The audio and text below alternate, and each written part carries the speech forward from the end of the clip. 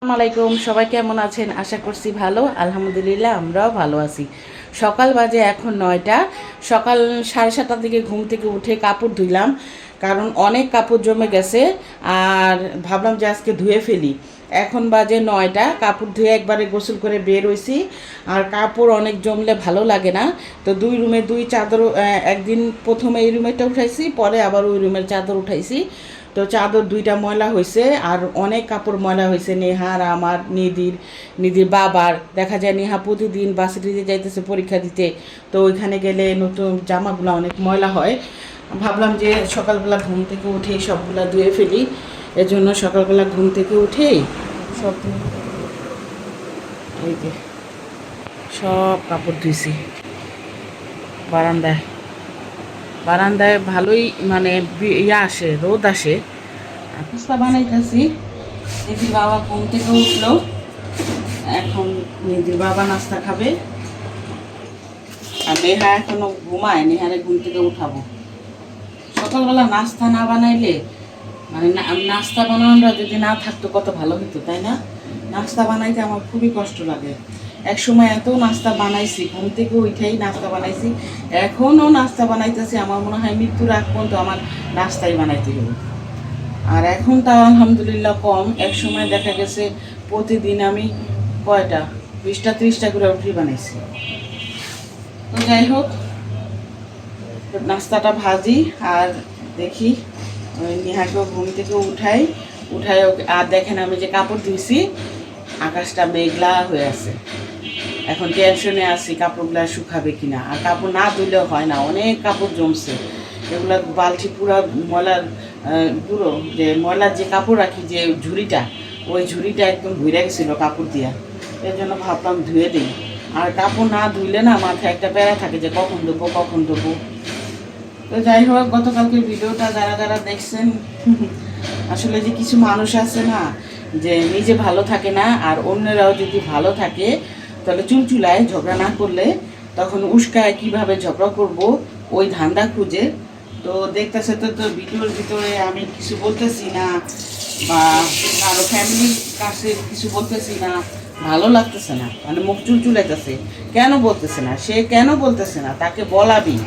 কিছু মানুষ আছে না, যে তুই কেন বলবি না, তোরে বলতেই হবে, যেভাবে হোক আমি তোরে বলাবই, মুখ দিয়ে বলাবই, সেরকম অবস্থা। যতই ভালো থাকতে যায় দুনিয়ায়, কিছু কিছু মানুষ না ভালো থাকতে দেয় না।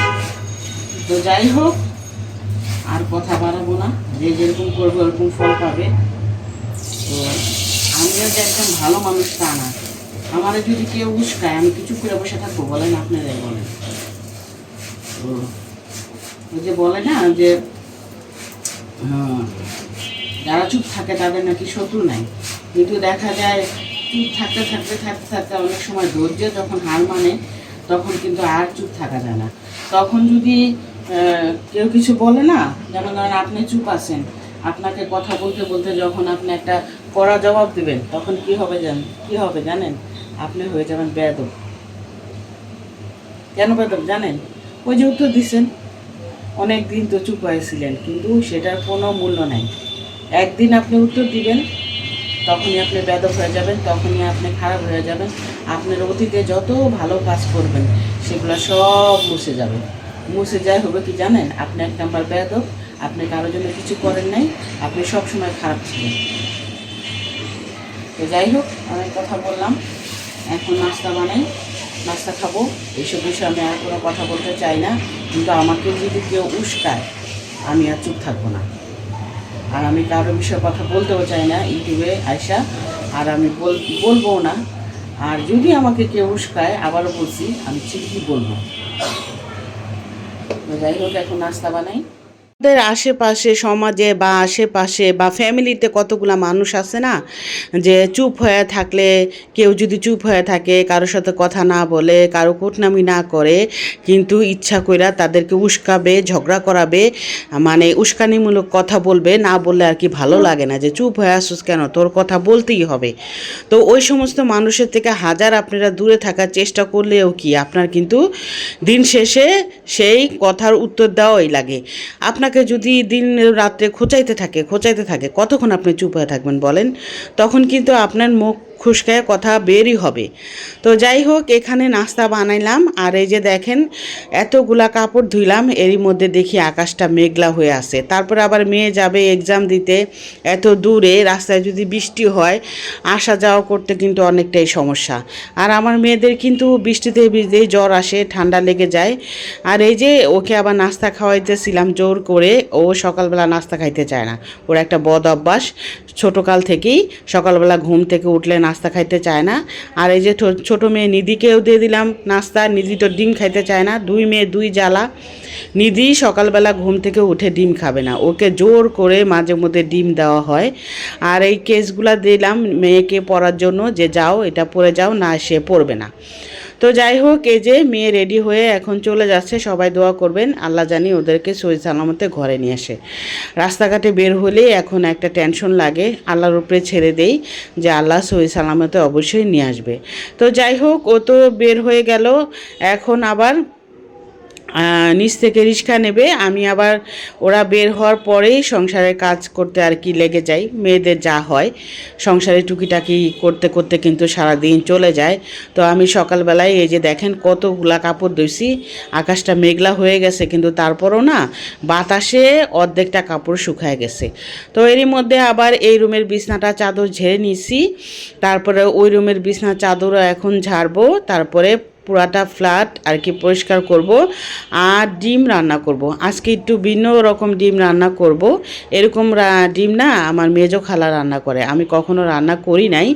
আজকে ভাবছি যে এভাবে রান্না করব। আর ডিম ভুনা করলে না আমার ঘরে বাচ্চারা খাইতে চায় না, ডিম ভুনাটা ওরা পছন্দ করে না। যদিও একবেলা খায়, দ্বিতীয় বেলা আর খাইতে চায় না। এর জন্য না ডিম আমি কম করে রান্না করি, বেশি করে রান্না করলে দেখা যায় রাত্রে ওরা খাইতে চায় না। তো যাই হোক, এই যে এই রুমের কিন্তু চাদরটা ভালো করে ঝেড়ে নিলাম। আর এরই মধ্যে আবার ওদেরকে ফোন দিলাম যে ওরা পৌঁছাইছে কিনা। ওরা বলল যে হ্যাঁ আলহামদুলিল্লাহ পৌঁছাইছে। তো এখানে আবার টেবিলটা ভাবলাম একটু ডিপ ক্লিন করি। টেবিলের নিচে যে কাচের নিচে যে ডিজাইনগুলো সেগুলো কিন্তু অনেক ধুলা হয়ে গেছে, সেগুলো আমি পারবো না একা। নিধির বাবা আর আমি একদিন মিলে এই কাচটা উঠায় ডিপ ক্লিন করতে হবে। আর এই কাচের উপরে মানে প্রত্যেক দিন কিন্তু আমি মুছি, তারপরও দেখেন যে কিভাবে যে এত মানে ময়লা আসে আমি বুঝি না, অনেক ময়লা আসে। তো এখানে আবার এই যে আমি আগে সাবান দিয়ে ধুয়ে নিচ্ছি, তারপরে আবার কাপড় দিয়ে ভালো করে মুছে নিব। তো এভাবে আমি আর কি সপ্তাহে একদিন এরকম করে পরিষ্কার রাখার চেষ্টা করি। আর টেবিলে বরাবরই কিছু থাকলে না আমার ভালো লাগে না। অনেক আছে না ডাইনিং টেবিলের উপরে অনেক ডিব্বা ডাব্বি অনেক কিছু রেখে দেয়, আমার মোটেও ভালো লাগে না। টেবিল আমার মতে একদম মানে কিছু থাকবে না। তারপরেও দেখা যায় মাঝে মধ্যে আমারটাও রয়ে যায়, আমি আর কি সরায় রাখার চেষ্টা করি। এই যে টেবিলটা ভালো করে পরিষ্কার করলাম। আর এখন আমি ফ্রিজটাও পরিষ্কার করব। ফ্রিজে আসলে গ্লাস ডোর ফ্রিজ হওয়ার কারণে না দেখা যায় ময়লা হয়ে যায়। গেল পরীক্ষা দিতে, তো এরই মধ্যে আমি সংসার এই ঘরে বিছনার চাদর ঝাড়লাম, পুরা রুম ভালোভাবে পরিষ্কার করলাম। এই যে এই রুমটা অনেক আলো আসে, এই যে পুরা ঘর ঝাড়ু দিছি, তারপর বাতাসে যে ময়লা আসে। আর এই ডাইনিং টেবিলটা ভালো করে আজকে ডিপ ক্লিন করছি, কিন্তু এই যে নিচে দেখেন কত ময়লা হয়েছে, এগুলো আমি পরিষ্কার করতে পারবো না। এই কাজটা উঠায় আর তারপরে পরিষ্কার করা লাগবে। এটা নিধির বাবা আর আমি দুজন মিলা করব। তো এই যে এই টেবিলটাও আজকে উপরে ভালোভাবে পরিষ্কার করছি। তারপরে এই যে ফ্রিজটাও আমি ভালো করে পরিষ্কার করে নিছি। ফ্রিজের এই যে গ্লাস ডোর ফ্রিজ, তো দেখা যায় হাতে ধরলে ময়লা হয়ে যায়, আর উপরে দেখা যায় কি অনেক ধুলা আসে।